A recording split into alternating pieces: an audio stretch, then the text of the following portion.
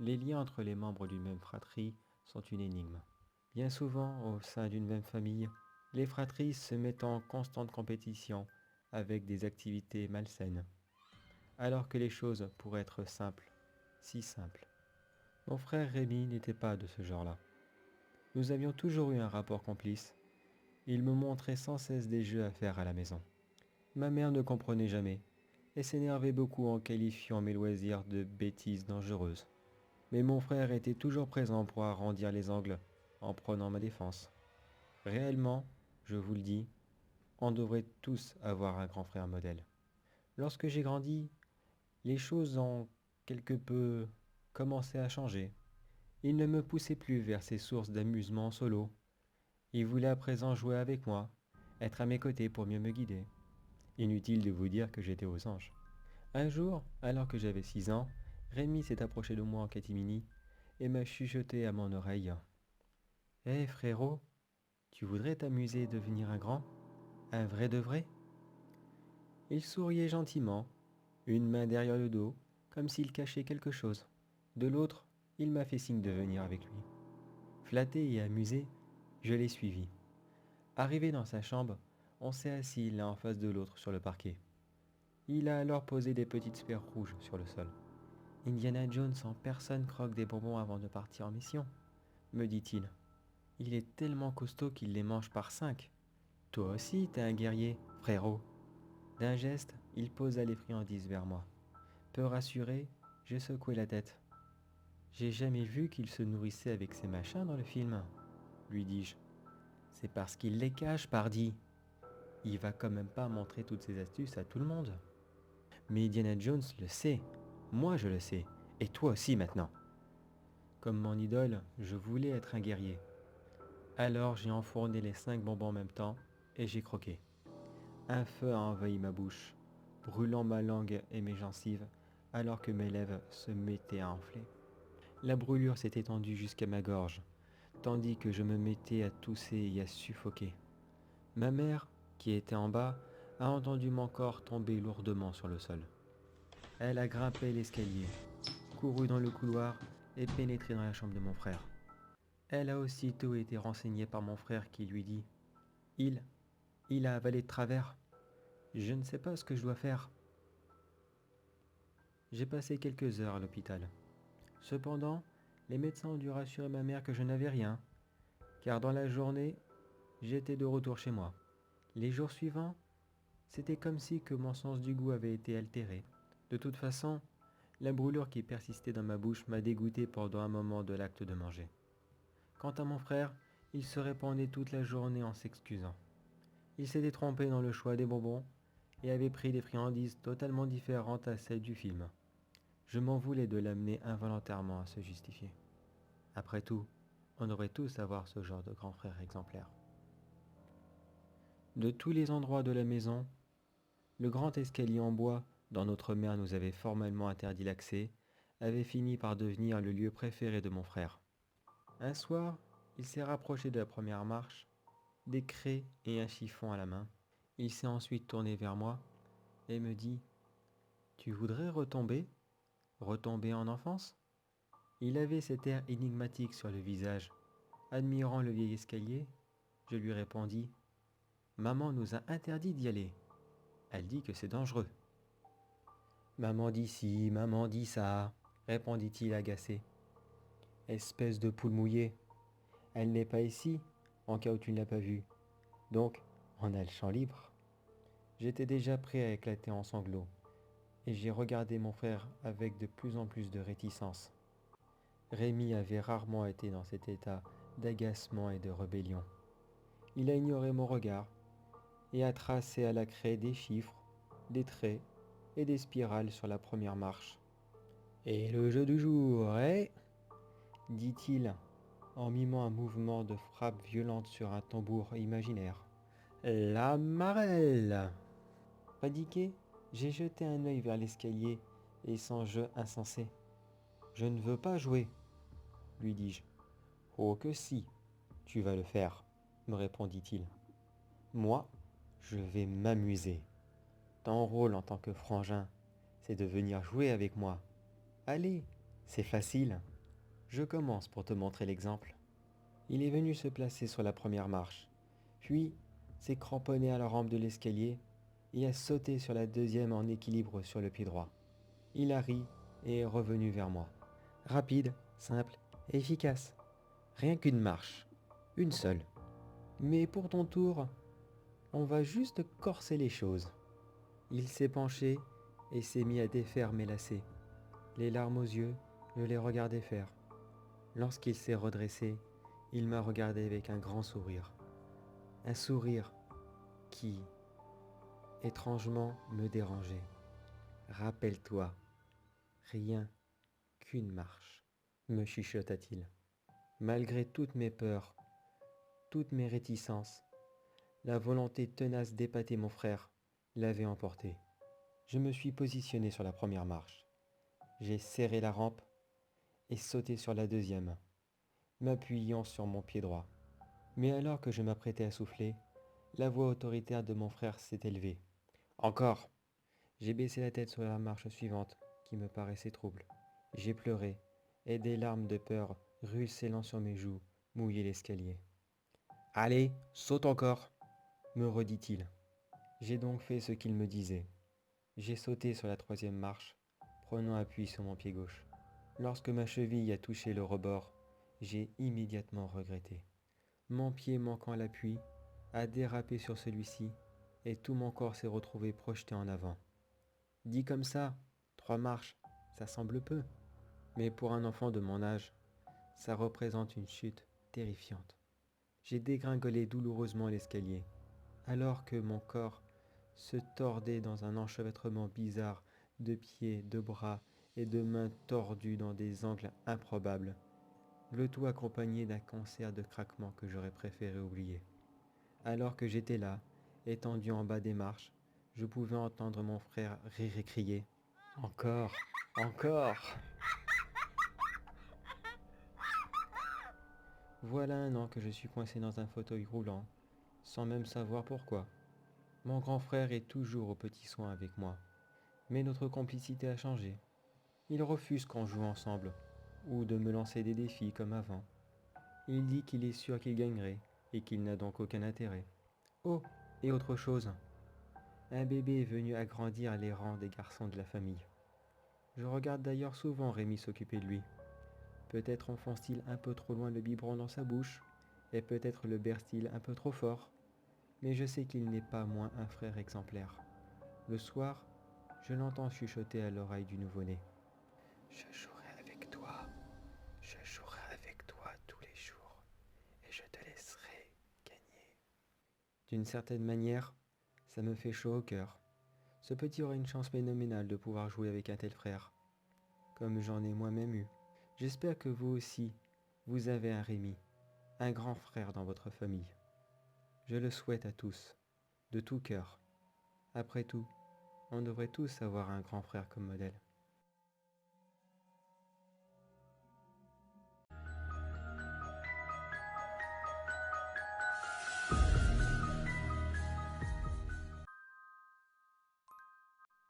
Connaissez-vous l'histoire autour de l'égout de Rattenwater? Non? Rien d'étonnant. La plupart des férus d'horreur ne jurent que par l'existence des catacombes de Paris. Un tas de creepypastas circulant autour de ces lieux, toutes plus atroces les unes que les autres. Mais ce ne sont que des légendes urbaines, n'est-ce pas? L'égout échappe à ces épouvantables élucubrations. Même si un de ces couloirs est un accès direct au cœur des abîmes parisiennes, l'endroit est sain, j'en suis certain. Dans ma ville, les crédules parlent de l'égout en ce terme. Labyrinthe sans fin, eau saumâtre, poisseuse, qui semble vous engloutir pour ne jamais vous laisser échapper. Je suis d'un naturel intrépide, stupide, inconscient. Appelez ça comme vous voulez, mais pour Halloween, je veux juste faire une visite de ces lieux et les filmer.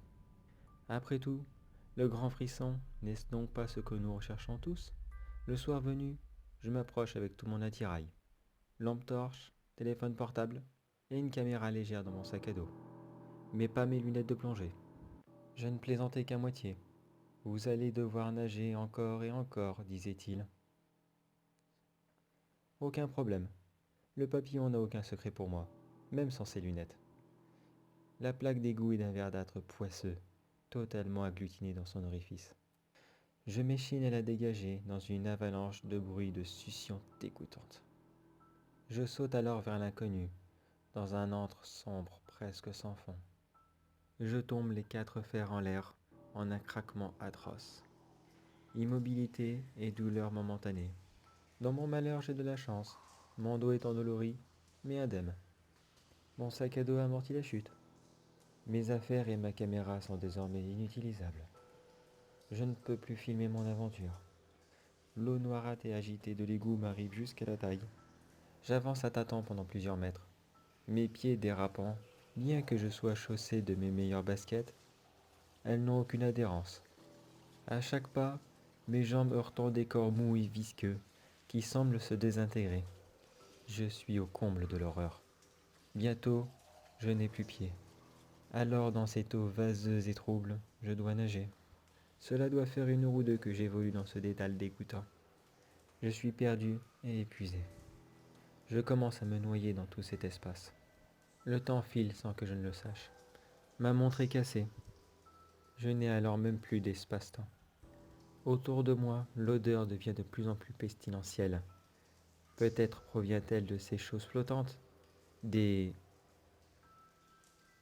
Les cris sont de plus en plus nombreux et correspondent au couinement excité des rats qui envahissent les couloirs de l'égout. Ils sont peut-être une bonne centaine. Ils sont hideux.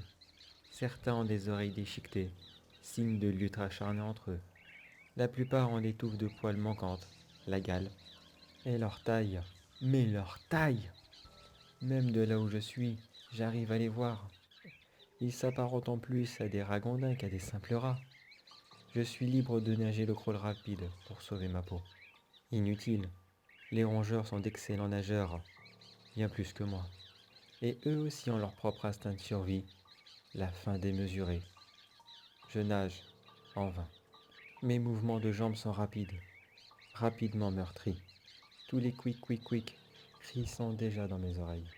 À l'arrière des incisives animales se cachant des langues gluantes et immenses. Je les sens. Elles sont anormales et râpant les lobes de mes oreilles. Les dents des rongeurs me cisaillent. Néanmoins, au-delà de la douleur, je ressens toujours cette langue qui ergote les mots. Peut-être qu'en plus de ne plus avoir pied, je perds la tête, mais je suis persuadé d'entendre un jargon humain parmi tous ces bruits bestiaux. Enfin, un autre son a lieu et précipite la fin de mon malheur. Comme un rappel, un énorme boom fait rassembler la horde des ragondins en 2 rangs distincts. Je ne suis plus dévoré, mais mon répit est de courte durée. Quand on croit le comble de l'horreur atteint, elle nous attrape et nous entraîne dans ses tréfonds. L'ouvrière de l'horreur apparaît devant moi. Elle porte un ersatz de pantalon bleu sanglant, déchiqueté aux genoux. Je parle de genoux, mais ses jambes n'ont plus aucun caractère humain. Elles sont bizarrement courbées, puissantes, couvertes d'un poil touffu et gris. Aux extrémités des doigts, d'immenses griffes mi-terreuses, mi-verdâtres. Campée sur ses pattes arrière, la créature hybride se déplace vers moi en saut lourd. Je voudrais quitter cet enfer, mais mes propres jambes sont immobilisées par une douleur puissante. Horrifié, je tente de vérifier le bas de mon corps, mais tout ce que j'aperçois est un appendice qui traîne jusqu'au sol. Une queue de rat atroce d'une 30aine de centimètres. Le nouveau prolongement de ma colonne vertébrale est ensanglanté et picoté d'un duvet gris. Le monstre avance vers moi en dodelinant le haut de son corps. Un organisme improbable fait de cellules humaines et animales. Le torse est bosselé de cratères de sang coagulés, de termes humaines creusées et de vallées grises velues. Quick, vite, quick. Les vocaloïdes stridentes viennent de la tête du rongeur humain. Mais quelle foutue tête! Même la main poilue ne parvient à cacher l'atrocité des détails. Les yeux maquillés ont encore ce bleu lavande, mais sont perdus au milieu d'hideux attributs. des lambeaux de chair pendant encore ici et là. Les oreilles sont charcutées, réduites à des trous sombres. Le museau long et hirsute se finit par des narines roses d'un humain. Les lèvres féminines et pulpeuses cernant les incisives jaunes. La bouche forme bientôt des paroles claires. Quick, tu seras organique. Quick, l'instant sera magique. Quick, nous nous unirons en un acte érotique. À mesure que la rate humaine approche avec une allure qui se voudrait séduisante, mon corps convulse encore et encore. Je hurle. Ma peur épouse ma souffrance. La rate avale mes dernières pensées et mes ultimes cris. Au sein de l'égout, dans un concert de vite et de quick, l'eau est tout ce qui découle, transcendant tout. Connaissez-vous l'histoire de l'égout de Rattenwater? Toujours pas? Vous devriez. Poussés par quelques rumeurs, des youtubeurs vont dans ce lieu tout proche. Les catacombes de Paris pour les explorations urbaines. Certains ont peur de l'eau vivace, avec le risque de se noyer que cela implique, alors que d'autres sont perturbés par les bruits inqualifiables. Mais ils ignoreront que le réel danger sont les rats venant de l'égout de Rattenwater. Des rats d'un autre genre.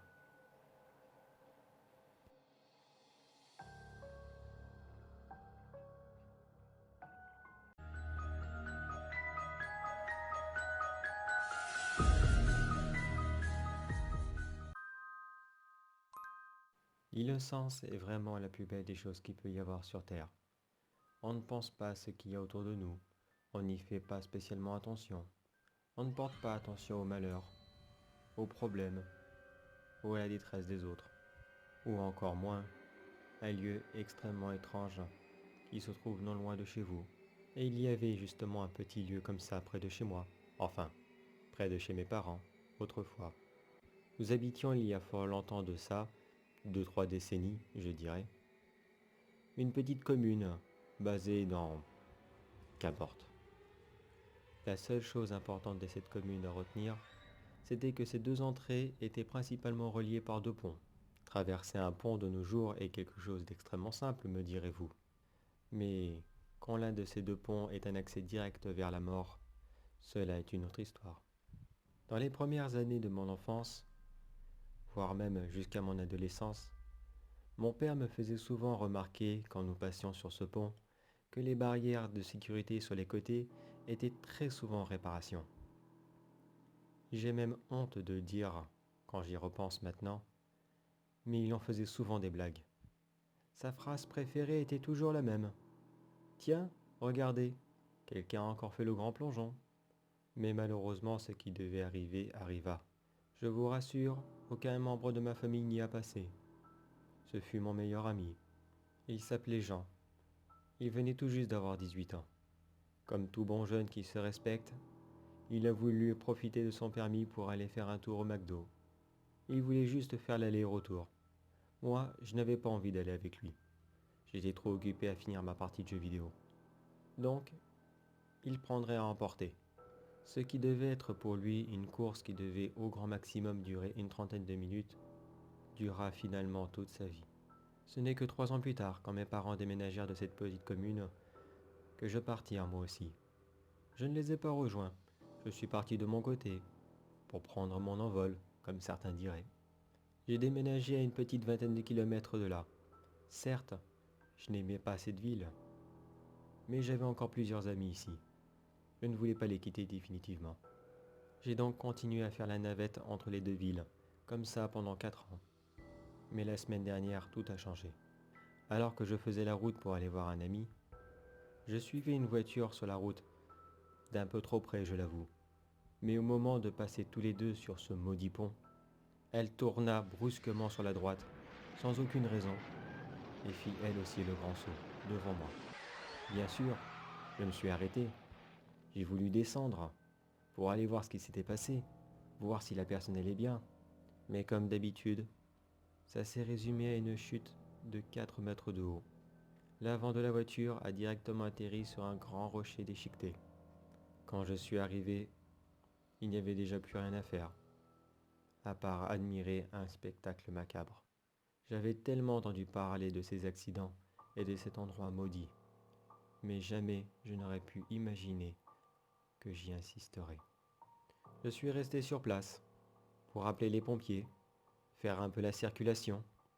Je ne pouvais quand même pas partir comme ça. C'est vrai que je n'y étais pour rien, mais quand on est le seul témoin d'une scène, c'est dur de ne pas se sentir responsable.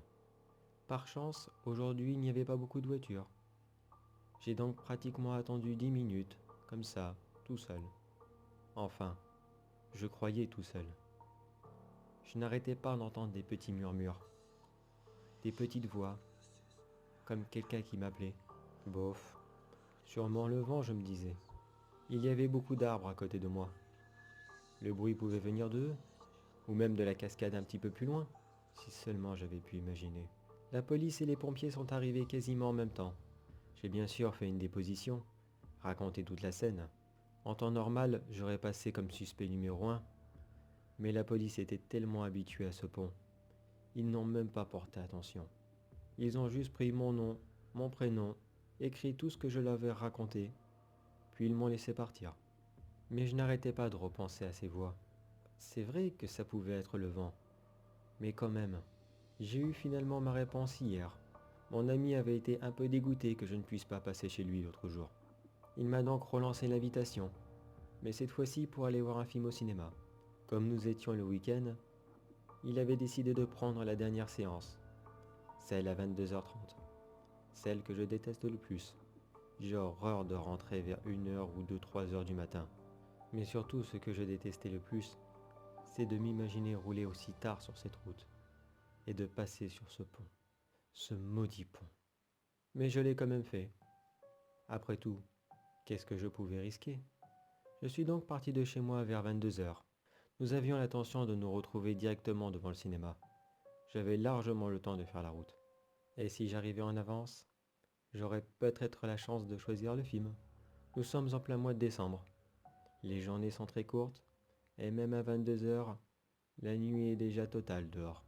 Pour éviter d'avoir des problèmes avec ce foutu pont, j'ai décidé de rouler quasiment au pas. Après tout, il n'y avait personne. Encore une fois, pourquoi se presser? J'étais un petit peu en avance. Tant pis pour le choix du film. Je me suis engagé quasiment à 20 km/h sur le pont. Je roulais vraiment au pas.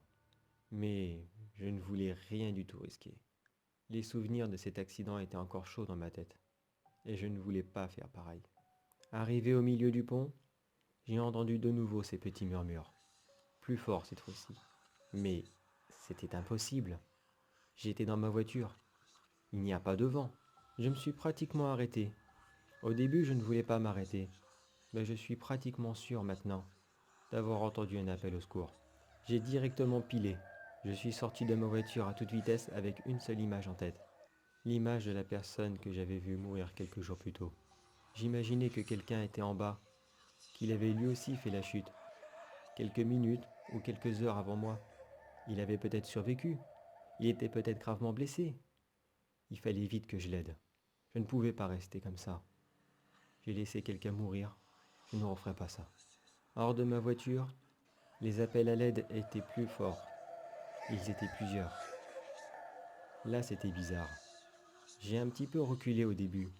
Sur le coup, j'ai hésité. Je me suis dit, est-ce que c'est tout un bus qui est tombé? Combien y a-t-il de victimes au fond?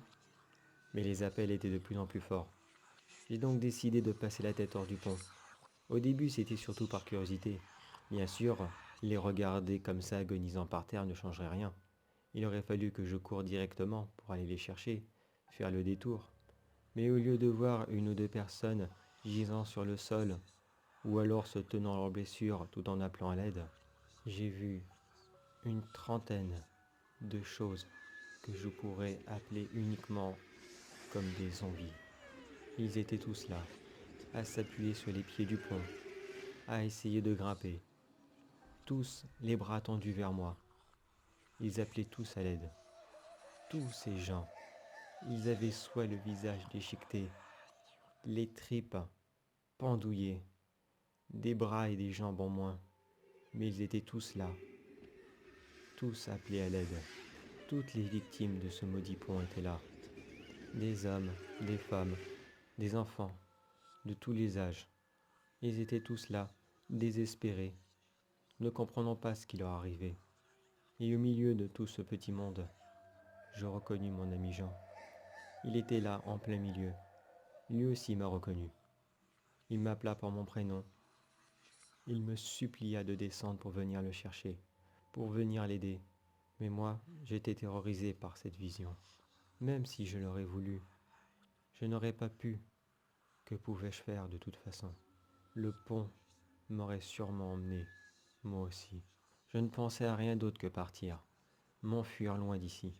La seule bonne idée que j'ai eue à ce moment-là, c'est de courir vers chez mon ami. Et maintenant que j'y repense, avoir laissé ma voiture sur le pont était peut-être la meilleure chose que j'ai faite. Et j'aurais pu très bien, moi aussi, faire un crash et aller les rejoindre. Je suis arrivé 10 minutes plus tard chez mon ami, qui m'avait demandé qu'est-ce que je faisais là, en retard, et surtout, pourquoi je n'étais pas devant le cinéma à l'attendre. Je voulais tout lui expliquer, mais je sais qu'il ne m'aurait pas cru. Alors je lui ai juste dit que j'étais tombé en panne sur le pont, et que j'avais dû faire le reste de la route à pied. Le reste de la soirée s'est passé normalement, enfin le plus normalement que possible. J'ai fait semblant de sourire, et je suis resté chez mon ami ce soir-là, prétextant que je n'avais pas envie de faire le reste de la route à pied, et lui ne voulait pas me ramener de toute façon. Le lendemain, je suis rentré du matin, et maintenant d'autres de mes amis veulent refaire cette soirée, mais je peux vous assurer que plus jamais, au grand jamais, je ne passerai sur ce lieu maudit.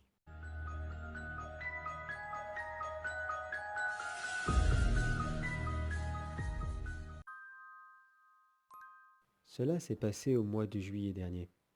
Moi et 3 de mes amis, nous étions partis pour une grosse journée de pêche. Notre programme était simple, passer du temps entre garçons, boire et peut-être pêcher, si nous avions de la chance.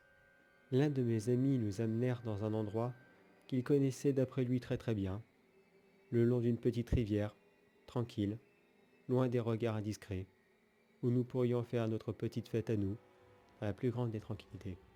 Le coin était très joli dans l'ensemble, une simple rivière qui traversait une forêt. Simple, mais très calme. Nous avions décidé au début de passer uniquement une journée, mais la journée était tellement bien, et nous avions tant bu, nous avions décidé d'y rester tout le week-end. Laissez-moi vous décrire un peu plus ce décor. La forêt était plus élevée que la rivière. Pour y descendre, il fallait descendre le long de grosses pierres, très glissantes, mais pas inaccessibles. Bien sûr, nous avions prévu une tente, en cas où. On s'y attendait à peut-être rester tout le week-end.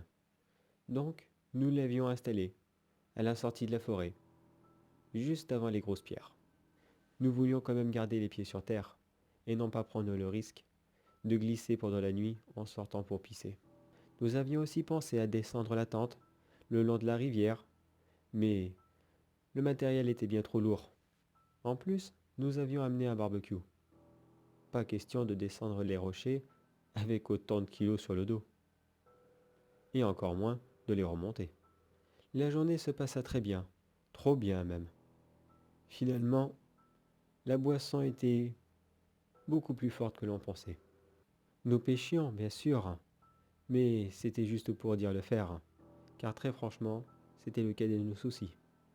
Les 3 misérables poissons que nous avions attrapés vers 18 heures avaient directement été préparés sur place et mis au barbecue. Mais de toute façon, un estomac plein de liquide n'a pas besoin d'accueillir de solide. Enfin du moins, il n'a plus la place. Vers 22 heures, nous voulions retourner pêcher. Enfin, retourner le long de la rivière. Nous étions plus à l'aise là-bas. Je ne sais pas pourquoi. Les reflets de la lune, sûrement sur la rivière. C'est vrai que c'était joli quand on y repense. Même un peu ivre, nous avions réussi à trouver un autre chemin un peu plus praticable qu'à l'aller. Heureusement pour nous, nous nous aurions cassé la figure de toute façon sur ces rochers. Nous avions quand même pris une canne chacun, pour quand même essayer, on ne sait jamais, une prise de minuit. La soirée se passa très bien. Nous étions tous accolés à un énorme rocher, qui devait faire au moins 5 bons mètres de haut. Nous nous étions mis là, car au moins, si quelqu'un venait à fouiller dans nos toiles de tente, ce qui était peu probable, nous l'entendions venir. Mais nous avons passé le reste de la soirée à continuer de parler de choses et d'autres, surtout de conversations de garçons. Pas la peine de vous dire quoi. Nous n'avions pas beaucoup de lumière avec nous. Nous ne voulions pas être dérangés, et puis de toute façon, on savait très bien que on ne capterait pas dans ce coin. Donc, nous n'avions aucun téléphone sur nous, pas même une lampe de poche. Cela était parfaitement débile. Ça devait être à 2 heures du matin. Nous étions pris dans nos conversations, quand l'un d'entre nous leva la tête pour regarder au niveau des toiles de tente, même s'il ne voyait rien, il voulait quand même jeter un petit coup d'œil, et remarqua une énorme forme. Il nous la fit remarquer en disant « Hé les gars, vous trouvez pas que y a quelqu'un qui nous regarde en haut ?» Surpris, nous regardâmes aussi, et effectivement, il y avait une forme qui n'était pas là tout à l'heure. Ou peut-être, je ne sais pas, je ne sais plus. Avec autant de bière dans le corps, impossible à dire. Nous regardâmes cette forme pendant 10 bonnes minutes, il me semble. Mais elle ne bougeait pas. Bon. Le rocher avait donc une forme plus différente que je pensais, et la bière devait avoir modifié mes souvenirs, ou autre chose. Quoi qu'il en soit, c'était déjà là avant. Nous essayâmes bien sûr de ne pas faire attention à cette forme et de retourner dans nos conversations. De toute façon, elle ne bougeait pas et ne faisait aucun bruit.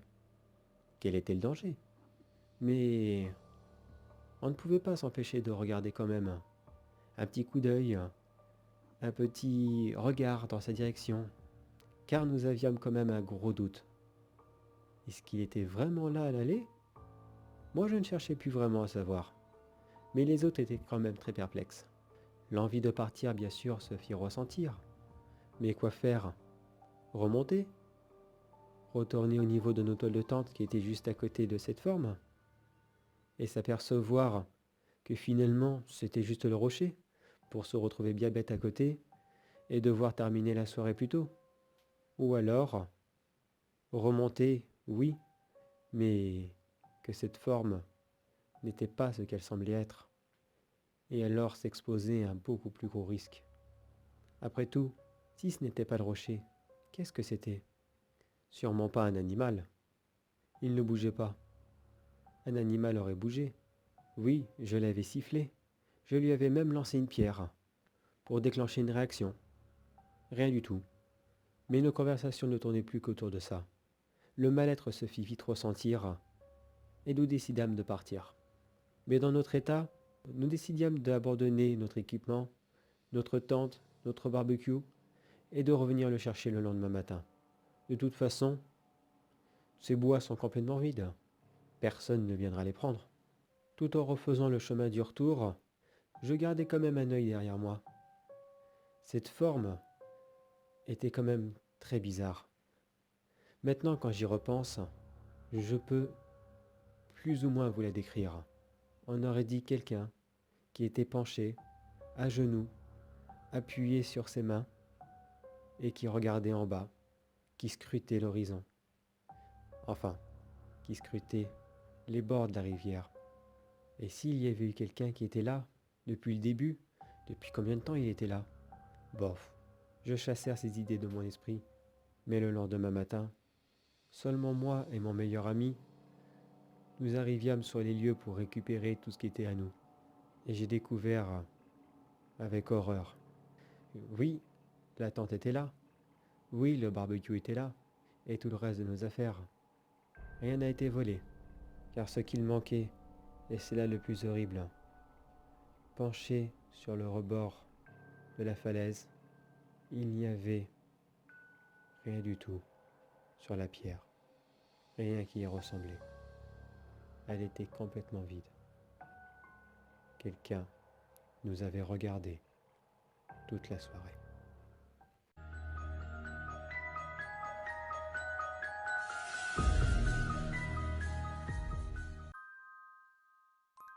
Notre histoire se passe dans une grande ville, dont je tairai le nom. Cela n'a aucune importance. Il devait être 22 heures, quand deux amis décidèrent d'aller à une soirée costumée que des proches à eux les avaient invités. Les deux hommes décidèrent de faire quelque chose de très fort, avec de très beaux costumes. Mais le problème, c'est qu'ils étaient très durs à mettre, et très longs surtout. Donc, ils décidèrent de les mettre chez eux. Mais impossible de conduire avec ça. Heureusement, leurs proches n'étaient pas très loin de chez eux.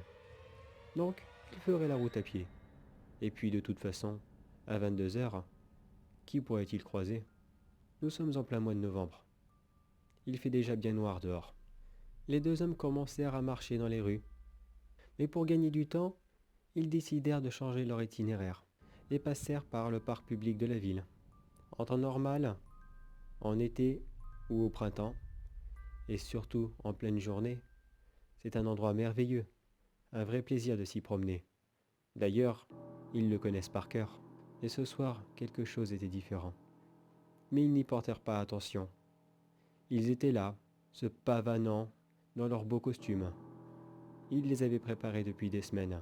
Ils en étaient très fiers. Pour éviter de les salir ou de les abîmer, ils restèrent le plus possible dans la lumière publique, afin de s'assurer de ne se prendre aucune branche ou de marcher dans aucune flaque de boue. Cela aurait été bien dommage, à quelques minutes du trajet. Ils étaient pris dans leur conversation de vanité, focalisés bien sûr sur leur costume, quand l'un d'entre eux fut soudainement pris d'une violente crise d'éternuement. Mais c'était bizarre, se dit-il. Il n'était allergique qu'aux chats. Et, comme dit l'expression, ce soir, il n'y avait pas un chat. Les deux hommes regardèrent autour d'eux pour essayer d'y voir un éventuel chat errant, ou peut-être même un petit chien. Après tout, l'allergie ne fait peut-être pas de différence. Ils firent une pause et regardèrent, bien attentivement. Bien sûr, ce qu'ils ne voulaient absolument pas, c'était que cette allergie soit due à leur beau costume. Cela aurait été bien dommage. Devoir arriver là-bas et les enlever. Finalement, ils trouvèrent la source des éternuements.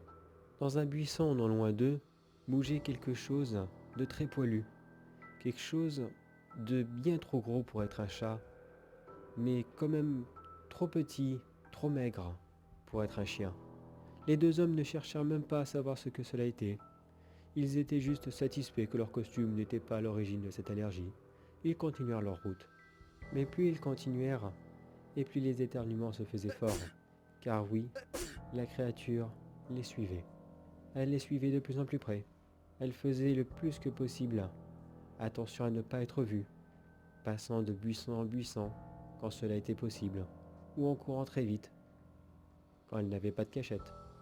Ras-le-bol de cette invitée surprise, qui n'avait rien à faire là d'après eux, ils décidèrent de passer lentement sous un réverbère afin que sa lumière puisse montrer qu'est-ce que cela, et au moins voir comment réagir avec ce qui semblait pour eux être un gros chat, et rien d'autre. Tout en avançant, ils se demandèrent l'un l'autre, comment va-t-on s'en débarrasser? On lui jette des pierres? Un coup de pied au cul? Mais ils ne firent rien. La créature se montra, pour la première et l'unique fois. Quand ils la virent, ce n'était pas un chat, c'était une immonde créature. De longs poils, gras et sales, couvraient son corps, des yeux injectés de sang, des griffes et des dents crochues, et elle avancèrent vers eux, lentement. Cette créature, qui ne ressemblait à rien, n'avait qu'une seule chose en tête, leur faire du mal. Les deux hommes prirent la fuite, le plus rapidement que possible. Maintenant, leur beau costume n'était plus très important, car au contraire, ils ne pouvaient pas courir dedans, ou très peu. Par chance, tout en éternuant, ce qui le faisait énormément ralentir, l'un des deux hommes essayèrent d'enlever son costume, au moins au niveau des jambes, pour essayer de courir plus efficacement. Mais ils abandonnèrent vite l'idée. Son ami l'attrapa par le bras et ils coururent aussi vite qu'ils pouvaient. Au bout de 10 minutes, ils avaient semé la créature. Chance pour eux, elle était lente.